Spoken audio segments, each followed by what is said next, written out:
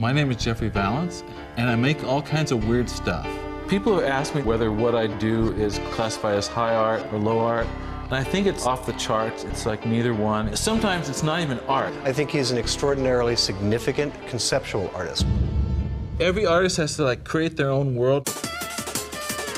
I was always doing all kinds of crazy things, you know. I mean, I was just all over the place. I was trying to get noticed by the art world. I would sneak things into museums. I wouldn't ask them. I would just go in and sort of put things up. One of the projects was I went to the supermarket and I bought a frozen chicken in a plastic bag. And then I drove over to the LA pet cemetery and I got the complete funeral for the pet. I had an open coffin, a ceremony, and I got a headstone and, you know, and went through all the rituals and buried the chicken at the pet cemetery. It's called Blinky the Friendly Hen. I published a book about it. I made a videotape. Blinky is one of my most known works. It sounds like just a joke, but in fact, it was really quite a poignant and touching piece. He was bringing up all these issues about animal rights and what we eat, where we get our food, all the peculiarities and fixations of people and their pets, and the rituals, you know, of laying them to rest and treating them like human beings and children. In the 70s, around the Watergate time, I made these different Nixon pieces. I made a Nixon collage, and I made a little bronze statue of Spiro Agnew. And then years later, they opened up the Nixon Library, you know. So I went down there and I was trying to give these pieces away because I thought they could use them in the library, but they didn't want them. And I just thought, what the heck, you know, if they don't want them, I'll just open up my own Nixon museum. So that's how it started. Jeffrey Vallance is like an art world version of a stand-up comedian who doesn't realize he's a stand-up comedian. A friend of mine in the 70s was taking this trip to East Germany, and at that time, you know, you had to take this train behind the Iron Curtain. It was the middle of the night, and he was chewing this bubble gum. And these Russian guards, you know, burst into his compartment and said, "Show your passports." And when they came in, he spit his gum out. And when he looked at it, it looked like a portrait of Richard Nixon. It's like a miracle.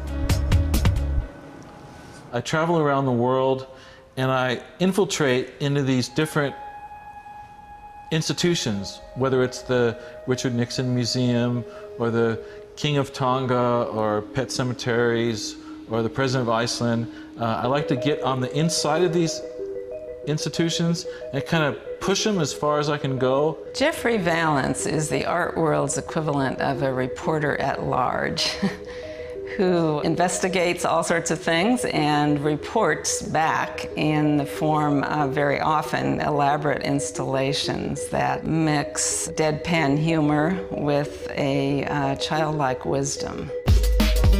I start with the found object, but then I've created these Baroque, ornate Catholic reliquary boxes that give the art context.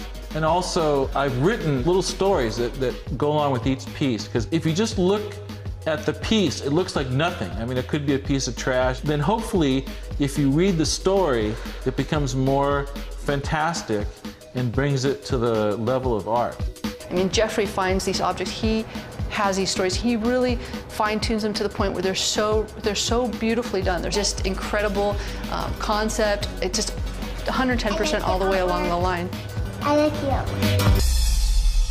I was living in Texas for a while, and I was moving back to LA with my wife, Vicky. So we're driving through the desert, and it's so hot that we had to have the windows rolled down because we had no AC. And then we're driving through the desert, and our hair is flying all over the place, you know, with the windows open. So we thought, you know, this is too much. So we what are we gonna do? So we stopped and got this Paul Mitchell mousse, and we put it really thick, you know, on our hair, and it kind of made our hair into this solid helmet, you know. And then when we drove through the desert, you know, it was like driving through the desert in style. And this is the actual can that we used in the desert. It's a mythic can of Paul Mitchell.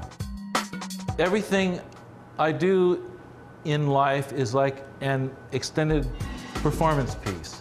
And then every once in a while, I'll have a product, like this thing is formed. Then I save it, and then in this case, I made all these gold reliquaries to kind of create the context for the work. His art really tells us what it means to fail.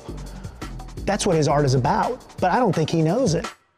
And there's like all kinds of embarrassing things. Like there's like the exact model of my penis.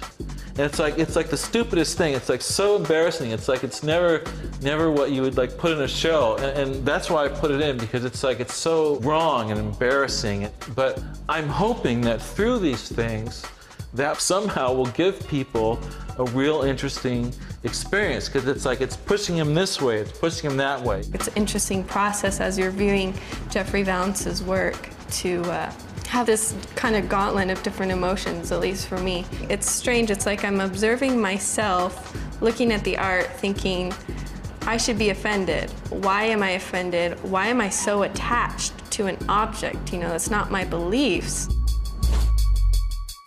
Jeffrey Valance's work is art as much as stand-up comedy is philosophy. I would love one day just to like take away the art label and just say it's like what I do is like not art. It's just some weird thing.